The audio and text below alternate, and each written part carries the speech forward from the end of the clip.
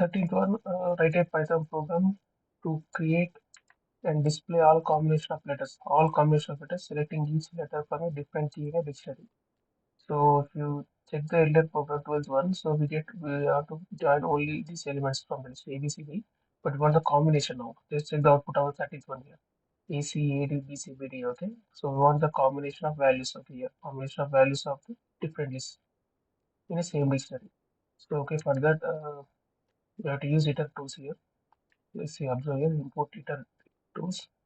So it's functional tools for creating using iterators. So if you want to product the list values of the dictionary, you have to use this one.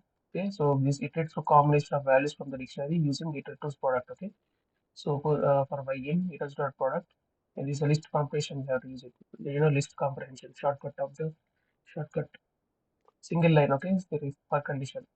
Sorry, for looping for I in sorted x dot keys and storing this x of I and product of this one. Okay, x of I means here sorted of x dot key. We'll get the keys here. X dot keys means so 1 comma 2. Okay, so x dot keys.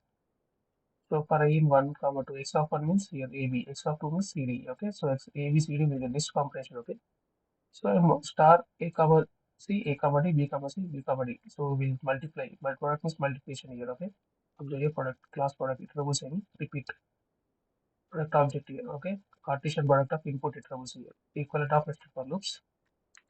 So in doing you can do normal without using iterators also, but it takes more loop for loop. We have to write it here, but we have no need of iterative products. If you want a combination of the list in a dictionary, just use simple iterative dot product. Okay, a list comprehension. If you practice this program, this we can understand list comprehension here. And join function. Simple. Execute the output now. So ECAD, BCBD. Okay, that's it.